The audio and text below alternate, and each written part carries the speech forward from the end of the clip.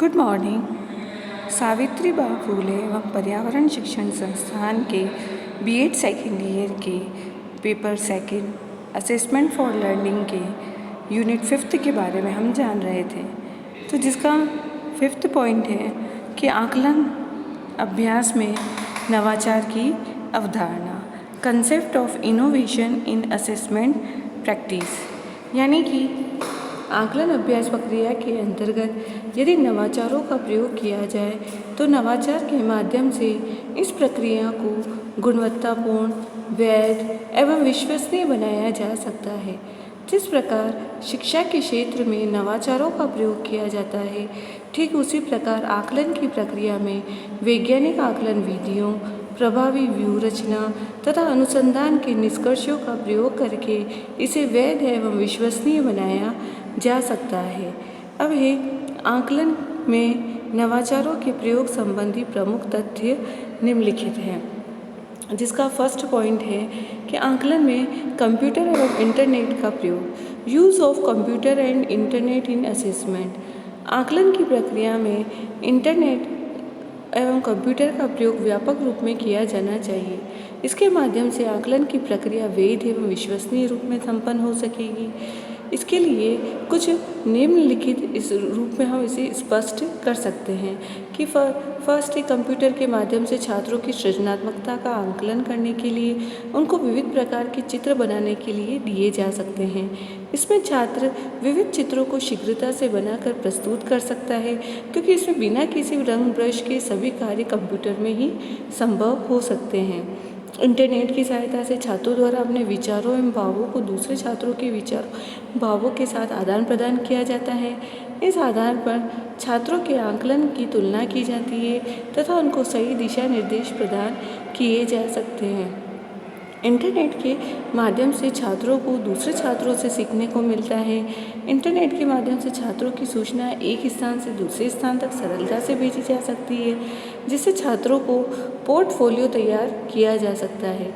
जैसे एक छात्र, अगर उदाहरण के लिए हम देखें तो एक छात्र ग्रामीण विद्यालय में पढ़ता है, उसकी सूचना दिल्ली में आकलन समिति के समक्ष प्रस्तुत करनी है तो इंटरनेट एवं कंप्यूटर से भेजी जा सकती है। कंप्यूटर एवं इंटरनेट के माध्यम से छात्रों को आकलन करने वाले विद्वानों की योग्यता का लाभ प्राप्त हो सकता है।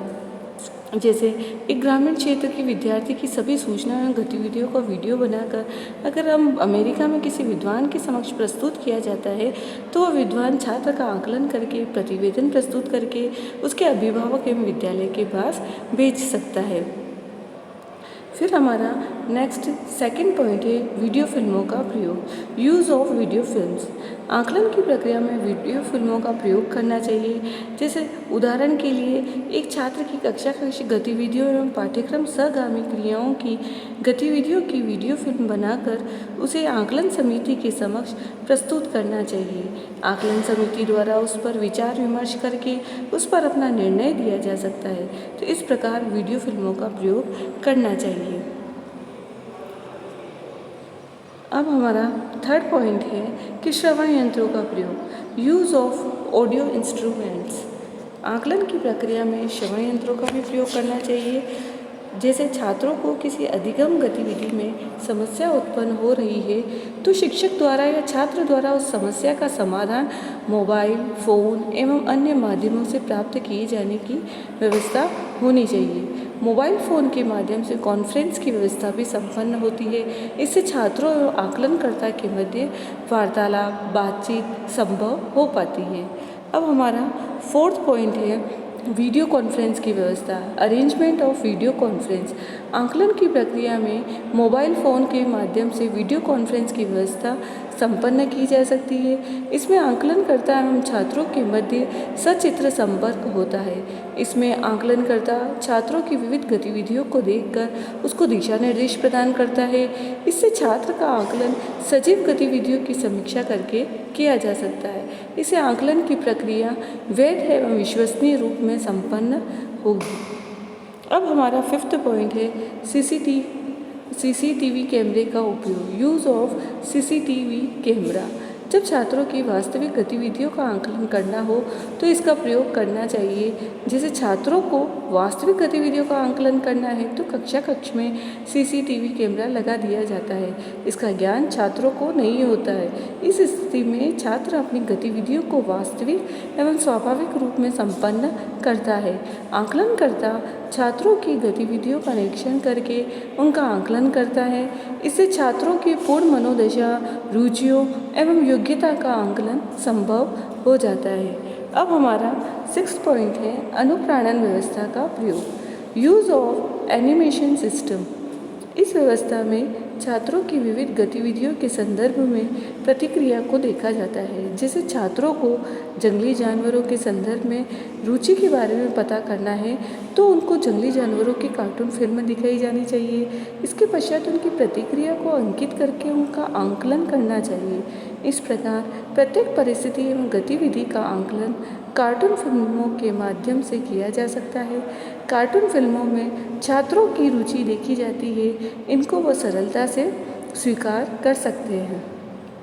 अब हमारा 7th नेक्स्ट पॉइंट है कि स्व आकलन की व्यवस्था, अरेंजमेंट ऑफ सेल्फ असेसमेंट, यानी कि छात्र अनेक स्तरों पर स्व आकलन की व्यवस्था चाहते हैं। जैसे उदाहरण के लिए कंप्यूटर एवं इंटरनेट की सहायता से ऑनलाइन आकलन करने की व्यवस्था उपलब्ध कराने के लिए छात्रों से विविध प्रकार के प्रश्न पूछे जा सकते हैं तथा विविध प्रकार की गतिविधियों को संपन्न करने के लिए कहा जा सकता है। इस कार्य को छात्र कंप्यूटर पर संपन्न करके आकलनकर्ता के पास भेजता है तथा कंप्यूटर पर ही उसका परिणाम प्राप्त हो जाता है। तो इस प्रकार के आकलन की व्यवस्था और नवाचारों से ही संभव होती है। अब हमारा नेक्स्ट 8 पॉइंट है विविध प्रकार के प्रश्नों का उपयोग, use of various type questions.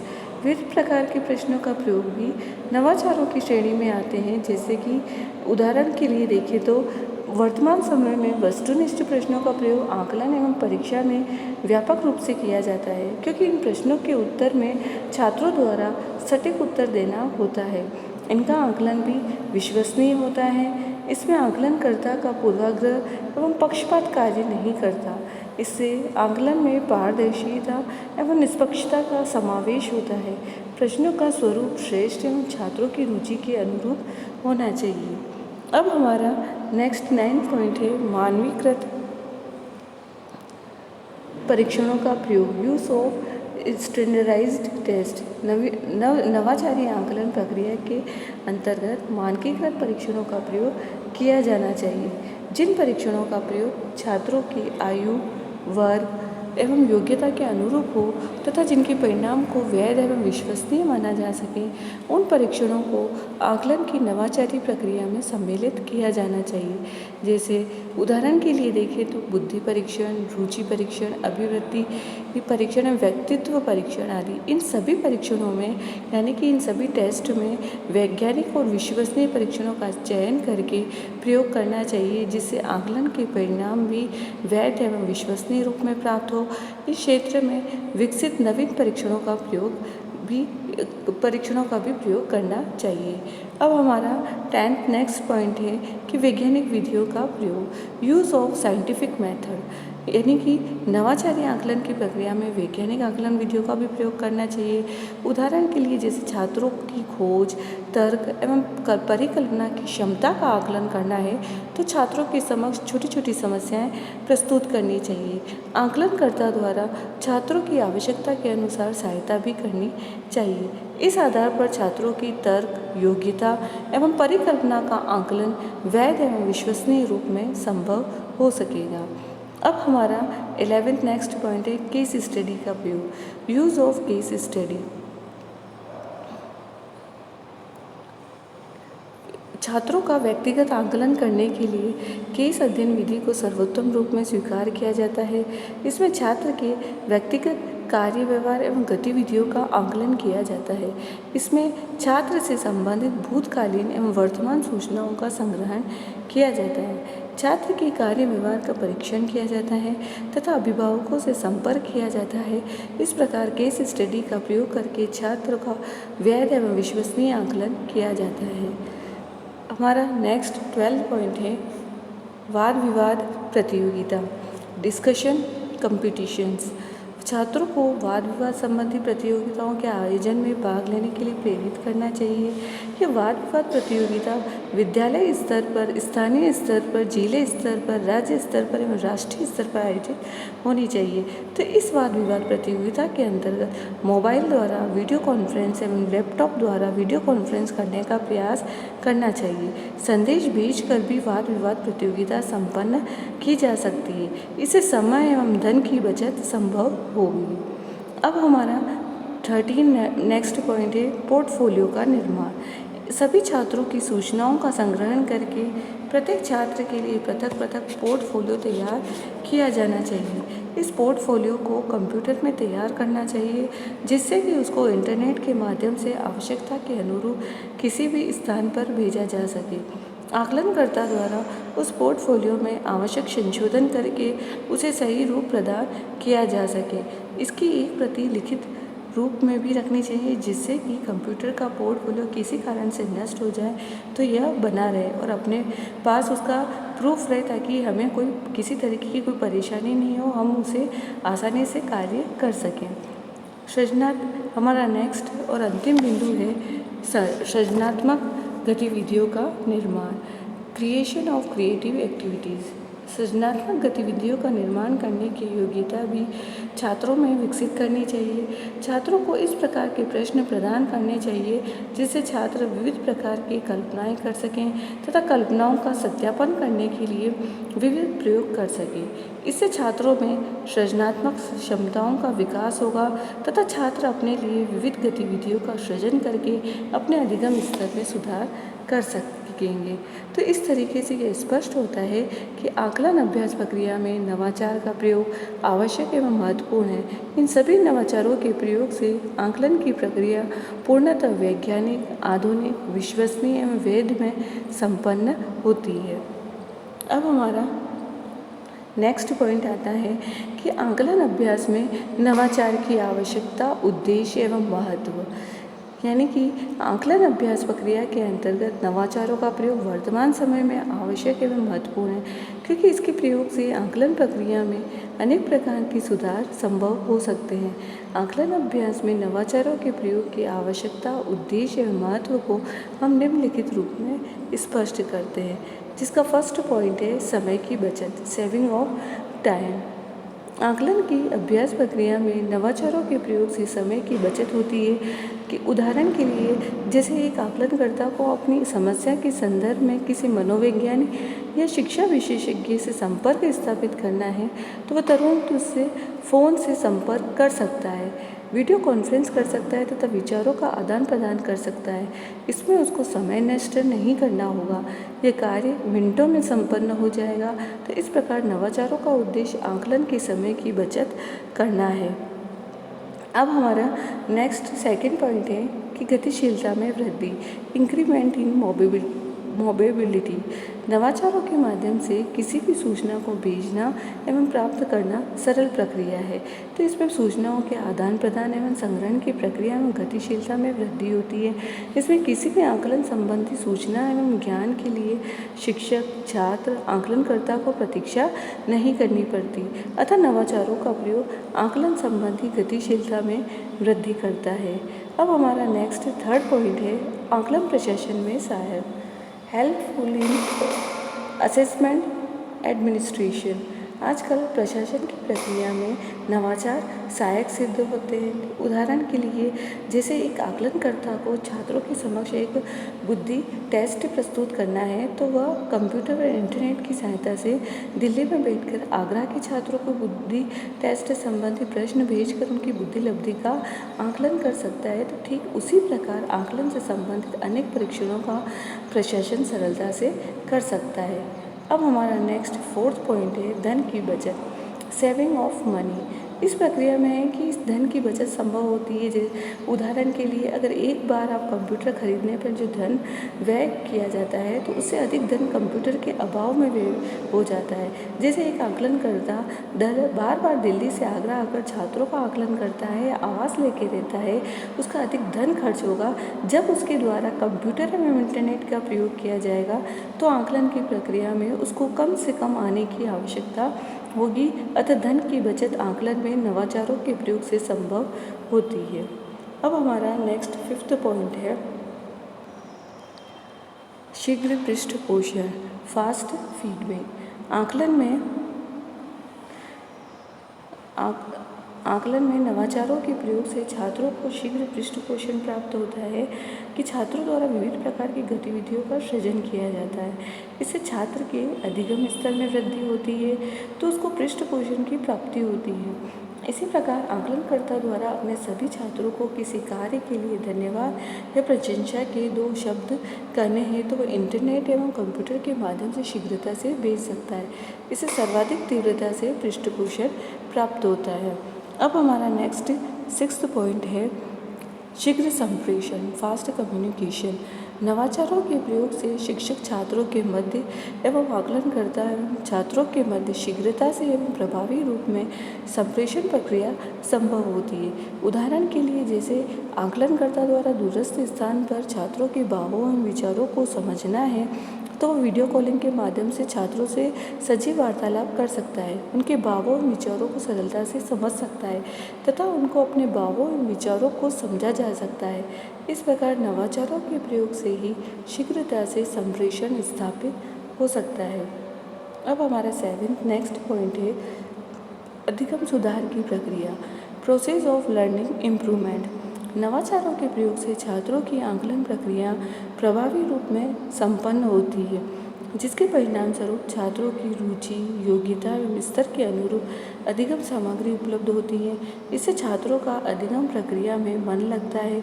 इसके साथ साथ नवाचारों के प्रयोग से अधिगम प्रक्रिया एवं आकलन प्रक्रिया दोनों ही रुचिपूर्ण एवं प्रभावी रूप में संपन्न होती है। तो इस स्थिति में छात्रों का अधिगम स्तर उच्च स्तर पर होता है।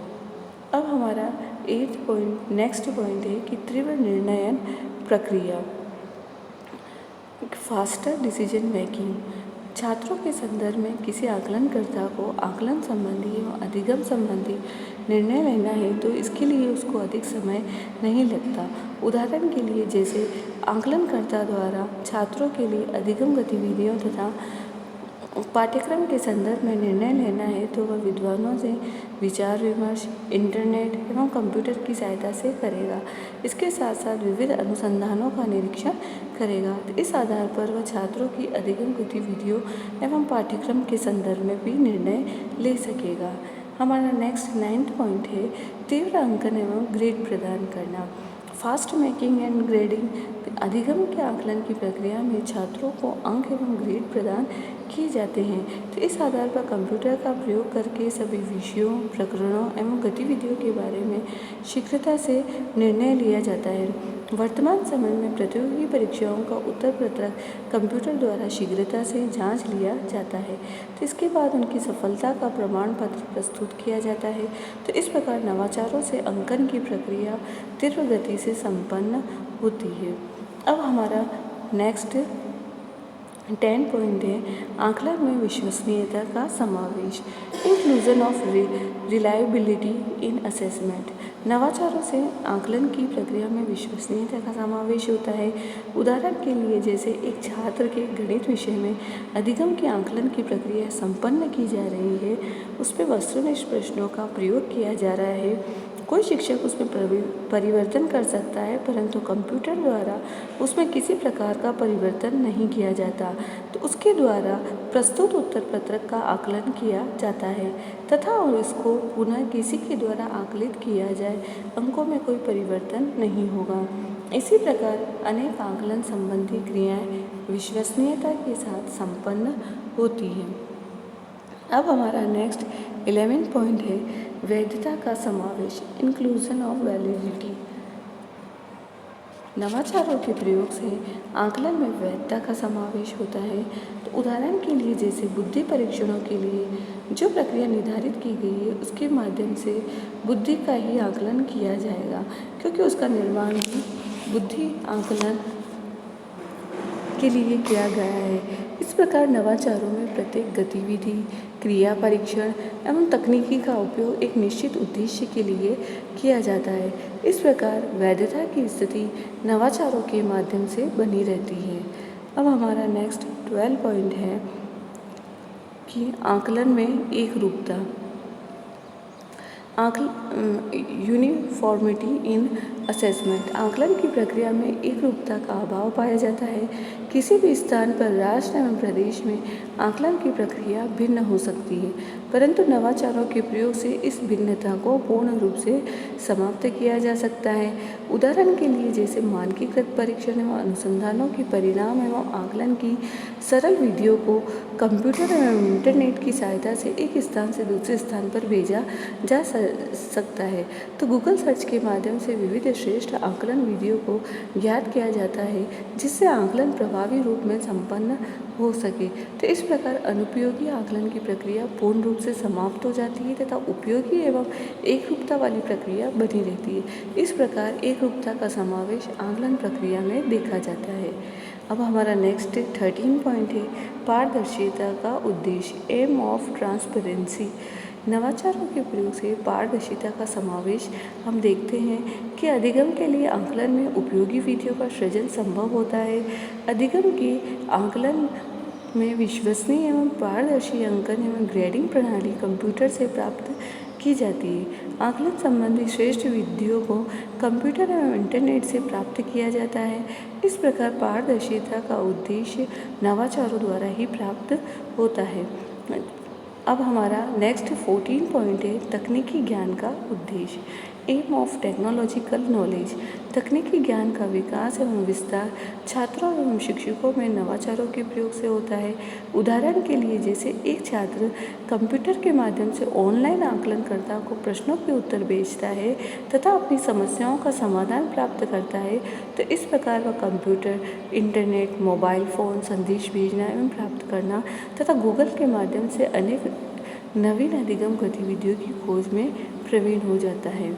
तो इस प्रकार यह स्पष्ट हो जाता है कि आकलन अभ्यास की प्रक्रिया में नवाचारों का प्रयोग अधिगम प्रक्रिया के लिए, आकलनकर्ता के लिए और शिक्षक के लिए एवं अभिभावक के लिए लाभदायी होता है। इससे ये सभी प्रत्यक्ष और अप्रत्यक्ष रूप से आकलन से संबंधित होते हैं और आकलन की प्रक्रिया को आधुनिक एवं समसामयिक बनाते हैं। Thank you.